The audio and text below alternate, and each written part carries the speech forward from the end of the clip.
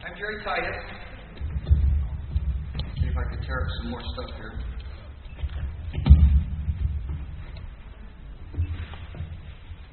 And as Bill said, I've been with you all since last spring, just about a year ago. Bill called me up, I think it was 2 days before the deadline to file at Can 37, and convinced me to file. Ran. There were 3 of us that ran. You can elect 4, so I won my first election. And then Lynette Sherrill gave me a call and talked me into being parliamentarian for the state delegation, which I did. And then coming out of it, we all got together and wanted to proceed forward, and here we are today. And right after the convention, I wanted to do whatever I could. My skills are in technical field. I'm a field engineer. I work on semiconductor test equipment, and I'm about 1 semester away from having my doctorate in geekdom. So I jumped in and started a website for the group. And from that, we've grown into trying to do e-activism and develop our website. We've been averaging, we started out through July and August on the website, 300-400 visits a month from unique computers. This last month, I just checked earlier, and we had, for the month of May, I can bring this up if I still have this on here.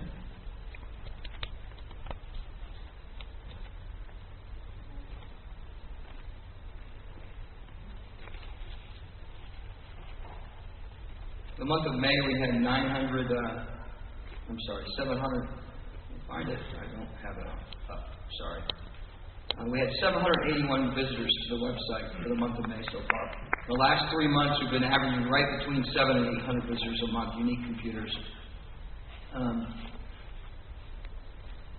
Only about a third of those are government agencies that come to check us out, and I'm not joking there. We have a lot of government agencies that check us out.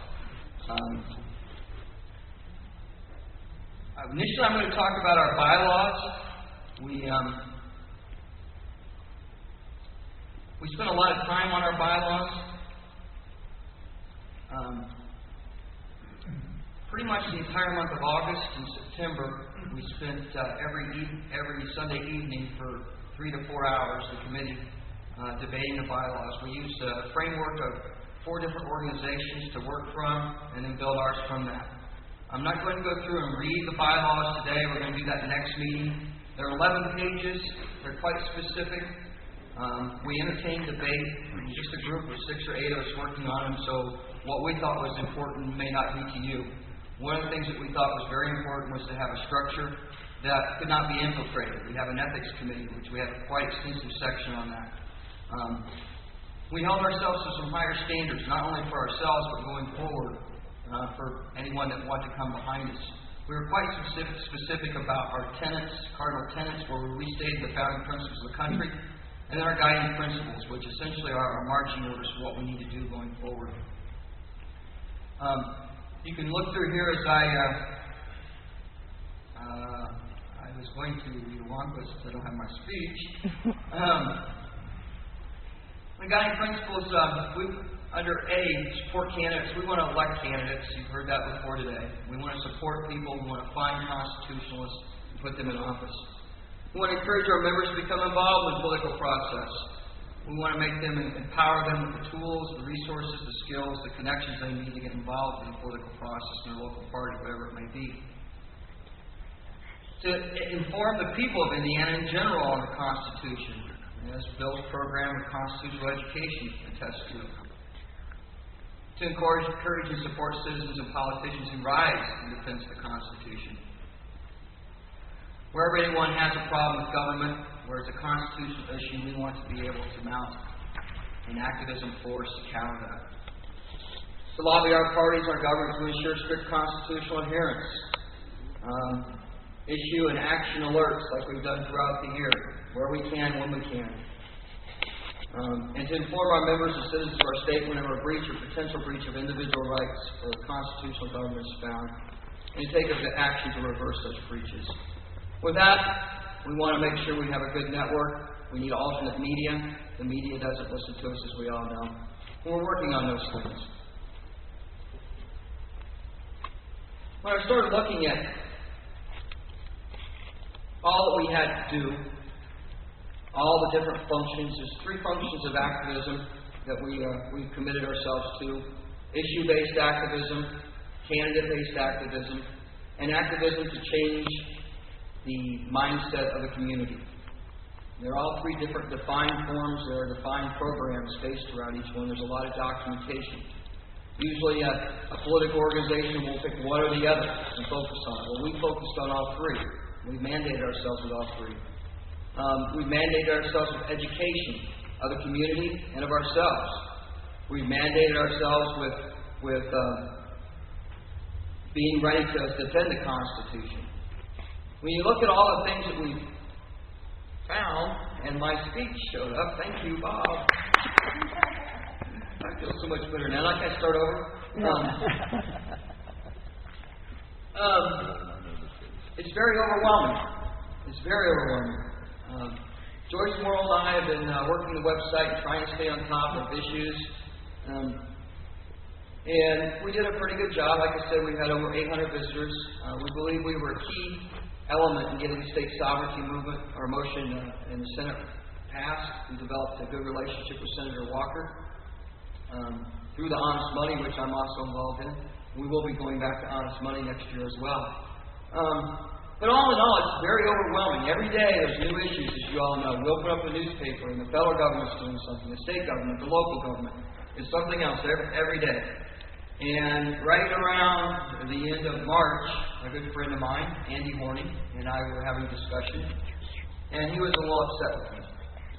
Andy is of the mindset that we are all going too many different directions, that everybody needs to focus on the rule of law. The Constitution is the issue. And he's right. He said, Jerry, you've been doing a great job, but you're fighting a 3-alarm fire with a 1-gallon bucket. And he's right. We've got to get better organized. We need a lot more people to do what we need to do. So I decided to step back and take another look. And I've only been at this political thing for a year, so I'm a geek, so I like to have a lot of information at my fingertips. So I've done a lot of research, but like I said, it's huge to get your hands around it all. So I stepped back from it, and I made a list of all the things, different things that we could do. Issue campaigns, candidates, and everything. And looked at it differently. I gave myself some considerations going into it. To focus on the fundamentals, keep it simple, and focus on a grassroots design from bottom up. Try to leave flexibility for growth and integration, and try not to reinvent the wheel. The first thing when you want to look at something fundamentally, what do you need for resources? What do we need to be successful to take back our country? We need people. Hundreds of thousands of people in the state of Indiana to wake up and vote constitutionalists into office. Hundreds of thousands. We need these supporters to be grassroots lobbyists and elected officials, and of course, to side with us for the candidates we select or support or endorse. The next thing after that, we need people with a lot of skills. People to lead, organize the campaigns, the issues, the education. There's just a plethora of educational information out there, but it's not. The Campaign for Liberty site is about the best out there as far as organizing it logically. But I think that we could do better. We need people with skills, activists. Grassroots ground, to do the grassroots groundwork, to go out and start the meetups, to do the neighborhood project. People who will do the physical part. Being physical is a very important part of it. We can carry on emails, we can talk on the phone, but when we get down to the nuts and bolts of it, when you get in the same room with a person and develop a relationship with them, you can get a lot more done. Same thing goes with campaigning, convincing your neighbors and our communities. It goes a lot further for a person to be standing there and saying, I stand for the Constitution, and getting a letter in the mail.